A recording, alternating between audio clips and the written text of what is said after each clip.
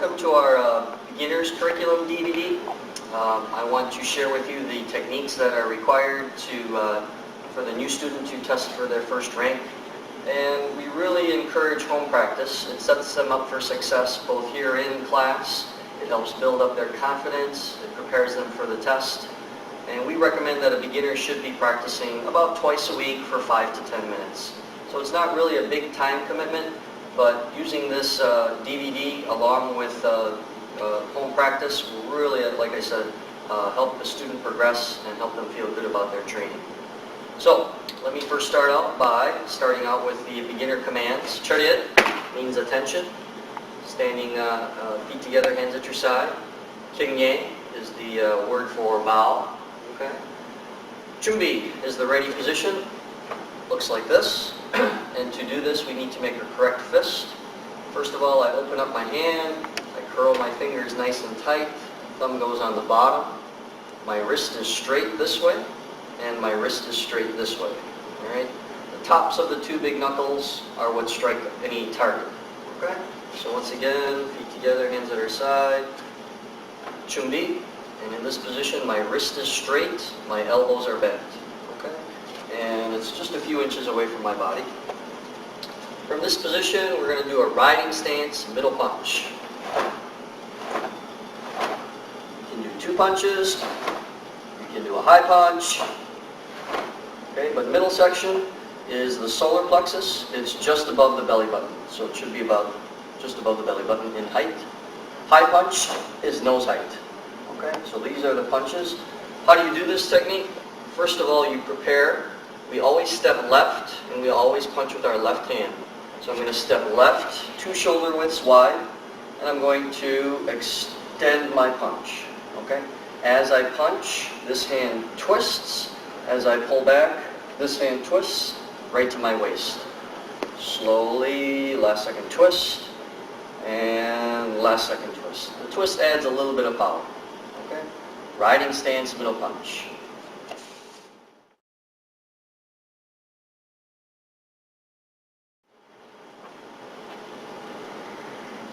The next technique, again start from Chumbi, is jab cross, and that's done from a boxing stance. A boxing stance just takes a little walking step forward like this. My toes are generally forward, maybe a little bit sideways, and my knees are bent, and I'm standing on, I have my weight on the balls of the feet. Hands are up here by the face. Okay, here's what a jab looks like. Okay, from here, the front hand extends out, my shoulders turn, my hips turn, and my right hand stays up. Okay, whenever you do the punch, never completely lock your arm out. There's a slight bend at the very end, and it snaps out. That's a jab. Okay. A cross is always done with the back hand. If left foot is forward, right hand is considered a cross. Looks like this. Okay? And again, twist your shoulders, turn your hips, and even bring this back heel off the ground, turning in to allow you to turn your hips and shoulders. Out to the target. This hand stays up to protect your face. And again, jabs and crosses. You put it together, that's a jab cross. 1, turning your shoulders. 2, turning your shoulders again, and coming back to your original position. Jab cross. Okay. We can also move from this boxing stance. Okay. From here, if I move forward, my front foot moves first. If I move back, my back foot moves first. If I move to the right, right foot first. Move to the left, left foot first. The direction I'm going, that foot always moves first, and you should accomplish every movement with 2 steps. Every movement is 2 steps, okay? And never cross your feet like this, obviously for bad balance. Okay.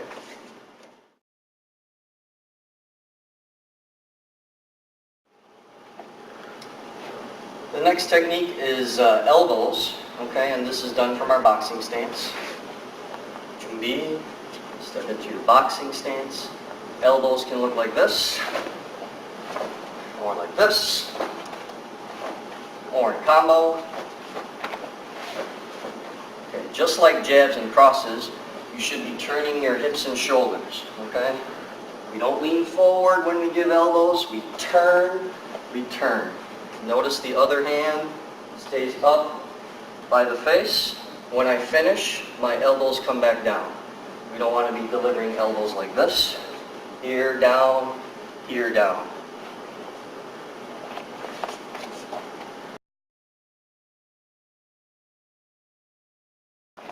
The next technique is called front stance, starting in Chumbi. We're just going to focus on the feet, so my hands are in my hips. From this position, always start with your left side into this lunge position. My front knee is bent, my back leg is straight, my front foot toes are pointed forward, my back foot toes are slightly on an angle. Chest is forward. About 70% of my weight is on the front foot. Okay, when you step, stay square to your target. Alright? Don't turn your shoulders, stay square to your target. So one more time, front stance. Just relax here.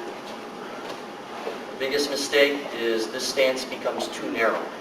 But it's roughly a little bit wider than your shoulder width. Okay?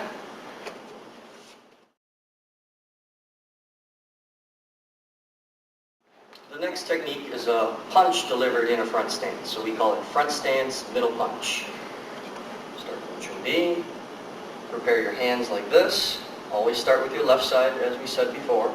Step, punch. Step and punch. Front stance, middle punch. Prepare, step, punch. Step, punch. Okay? This is done slowly. Prepare your hands. Step in that nice front stance and then twist, twist. Leave this hand out. Step, twist and punch.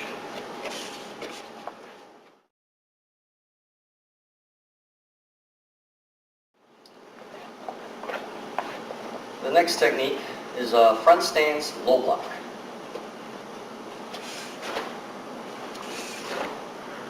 Okay. These are done in front stance, remember? And we always start with our left foot. We prepare by crossing our hands. Right arm straight. The left arm, which is going to block, is by the face. Step with your left foot. Lock down with your other hand, pulling to the hip. Extend the blocking hand, cross on top, and block. Okay? The hand, the non-blocking hand, finishes by the hip. The hand that blocks finishes about a foot above your thigh.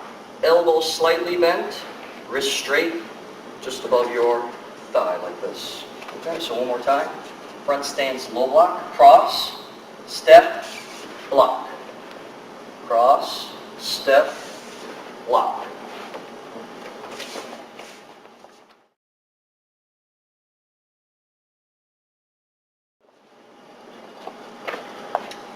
The next technique is called front stance high block. Chumbi. Just like low block, you start with your left side and you start with a cross.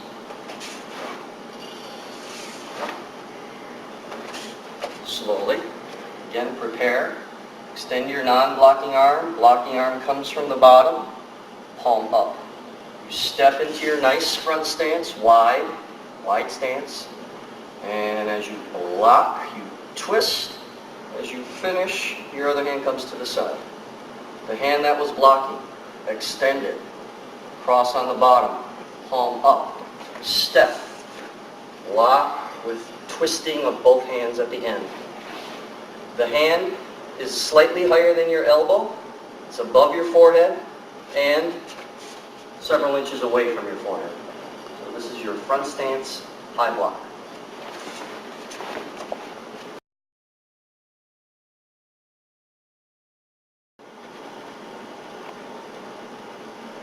Okay, the next technique is called a front rising kick. It's Chumbi. Get into your boxing stance. This is not an attacking type kick or defending kick. It's just a stretch. Looks like this. Okay. To the side angle, like this.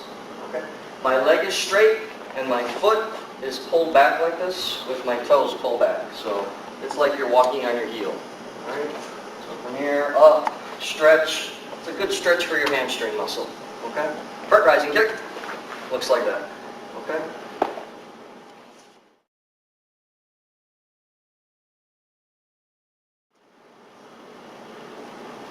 Okay, the next technique is called a front kick, and this one is delivered to the lower area, or the groin area. Chumbi position, boxing stance, groin front kick. Okay. Notice my kick is traveling up, okay, low to high. My foot is pointed, and I would hit with the top of my foot, top of my ankle, depending on the distance, but I'm always kicking up like you're kicking a ball. Front kick to the groin.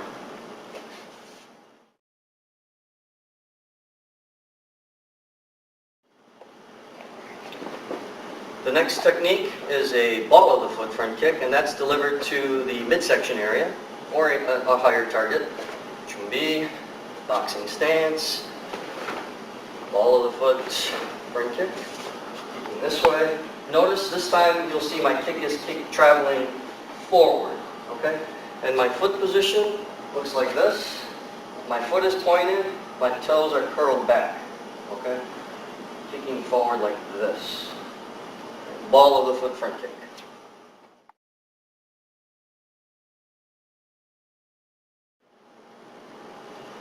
The next technique is knee strikes. B, boxing stance. Okay, from this position, pretend you're grabbing somebody in the shoulder area, you're pulling them towards you, towards your opposite hip. As you deliver the knee, you pull. Pull, knee. Okay. Pull, knee. Looks like this. And you get your hips forward a little bit for a little bit of power. So, knees are done like this. If you're doing the other side, you grab this side of the shoulder, pull to this hip, and deliver your knees. Okay? Boom. Like this.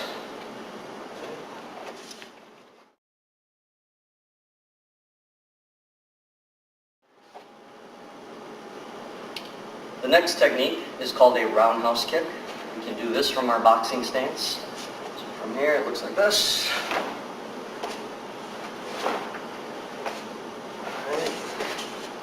Think of a roundhouse kick as a front kick that you've turned on its side. Same knee bend, same snap, okay? But the key thing is you turn your body by pivoting on this foot. Like this. Okay. Knee up, come in a circular fashion. When my knee is pointing to the target, I snap, land, okay? Again, this foot should be pivoting, turns roughly a little more than 90 degrees, and that allows you to turn your body sideways to the target. A good way to practice this is use the wall or a chair for support. Point your toes, generally on a small angle here.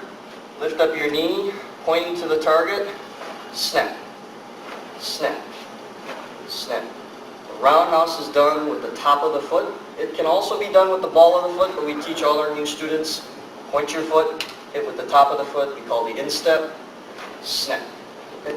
If it's a flexibility challenge, it'll probably look like this, but make sure it snaps like this. Okay?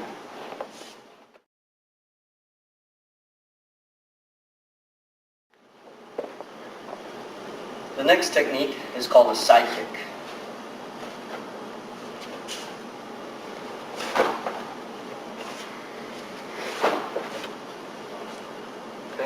A side kick is delivered with your body sideways to the target. Again, a good drill to get started is use the wall for support. Your target is straight to the side. First, step one is bring your knee up high. Step two is kick to your target. Notice down here this foot is pivoted, so my toes are pointed in the opposite direction. When I pull my leg back, this foot re-pivots, then I put it down. So it's a 4-count step. 1, kick and pivot 2, pull it back and re-pivot 3, down 4. So from here, slow, like this, okay? As you can speed it up, like this. Okay, the key here, and I'm going to show it straight on, is your body should be straight in a straight line from your heel to your head. So when I do this kick, you'll notice from my heel through my hip all the way to my head is a nice straight line. The only way you can do this is by doing a full pivot on your support leg. Okay? So side kick.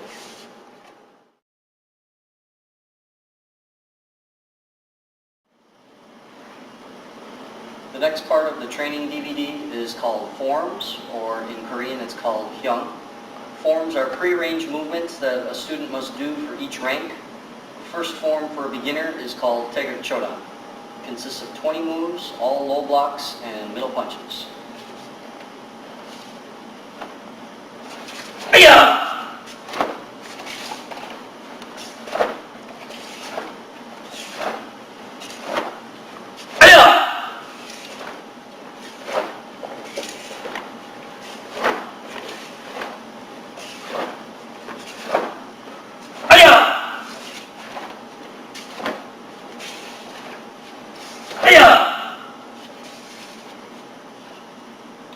To break this down, you want to visualize a capital I right on this mat, and if you connected your footprints, your feet would look like the footprints would connect into a capital I.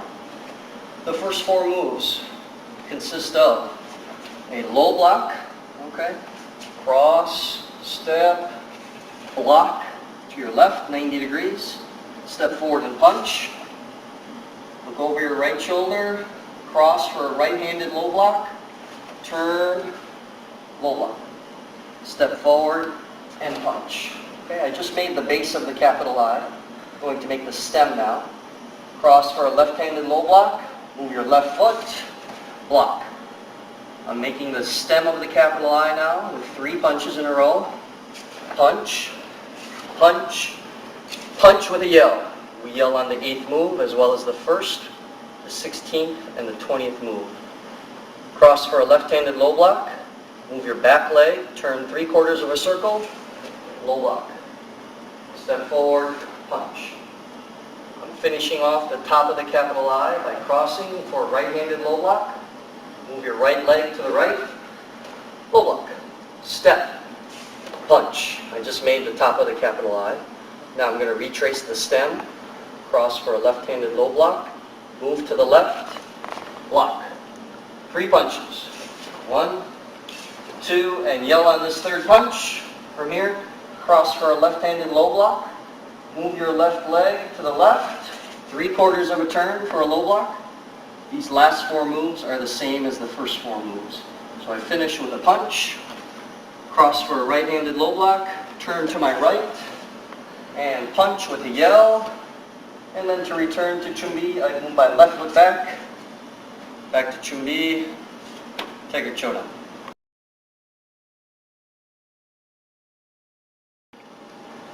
The next part of the training DVD is really reserved for teenagers and adults. Although kids, if they want to try this, they can. They do need to make sure they are asking an instructor for help before they do try this for safety reasons. But again, this part of the curriculum is safe for adults because this part will be on their test where it won't show up on the kids' test. This section is called one-steps and self-defense. For the beginner, we will not show you any one-steps until you achieve your first rank. And for self-defense, there is one technique, and that's how to defend against a front choke. And then Mr. Brandon will be demonstrating with me.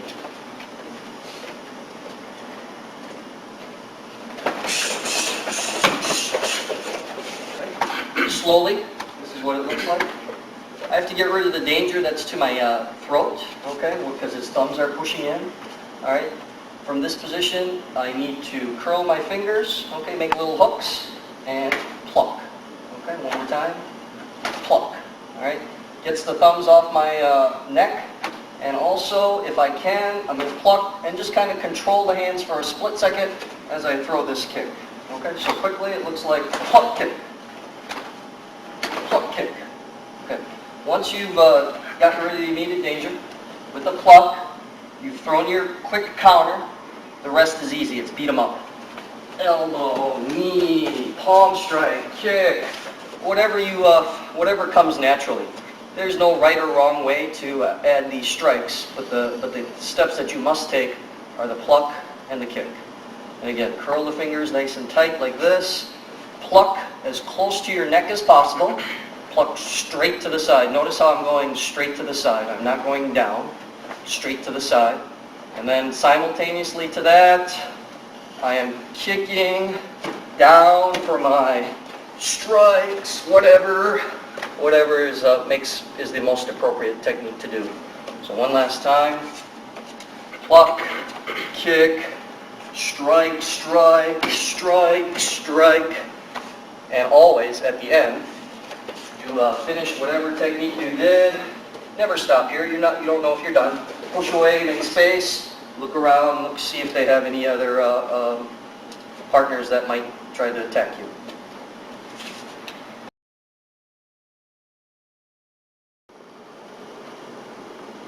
This part of the training curriculum is stretching. Okay, stretching is very important. For kids, it just gets them into good habits of stretching. As they get older, they'll be able to maintain their flexibility. If you're an adult, this will help minimize injuries as well as improve your flexibility. We always recommend that you do your stretches after you've warmed up. So some jumping jacks, some running in place is a good warm-up to get the blood flowing and then to begin your stretch. It's always best to stretch before and after your practice session. So some of the more important stretches are obviously associated with the legs because we do a lot of stretching with the legs.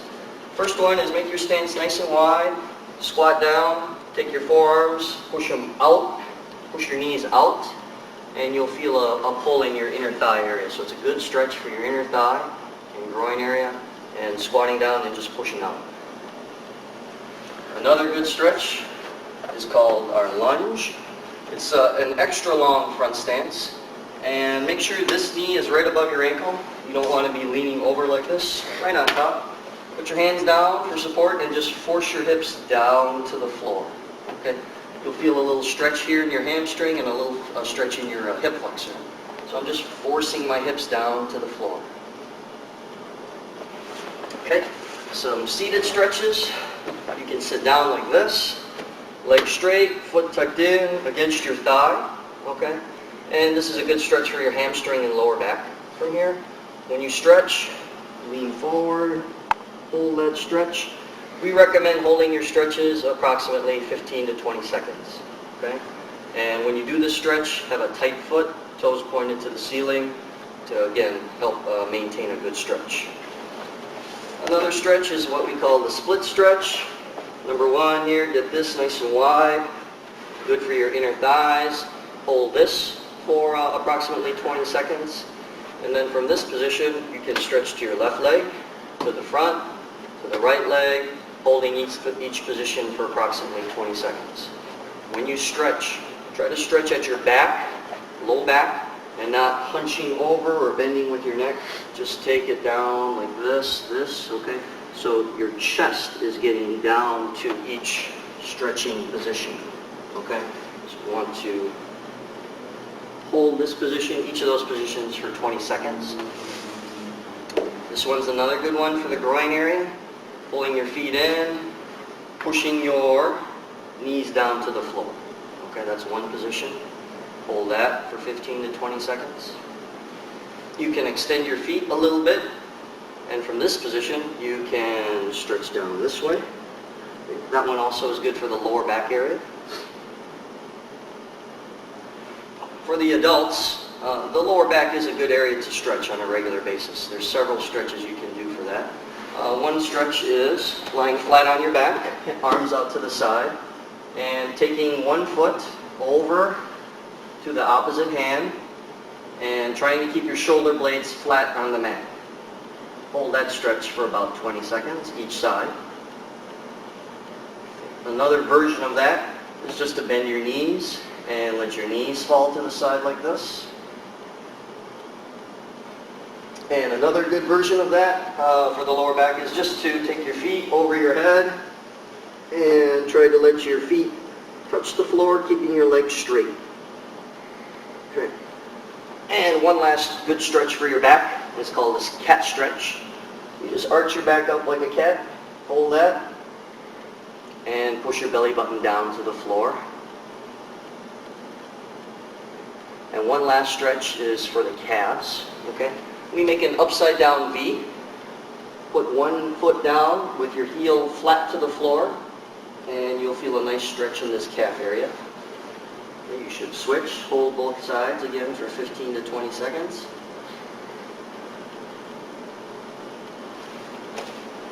Most of these stretches were focused on the lower extremities because of the fact that we do a good deal more kicking than the hand techniques. So whatever stretches you're used to, please do those also. But those are some Taekwondo related stretches that are beneficial. If you have any questions about what we discussed in this training DVD, please see myself or any of the instructors, and we'd be glad to answer any questions. Thank you for your time.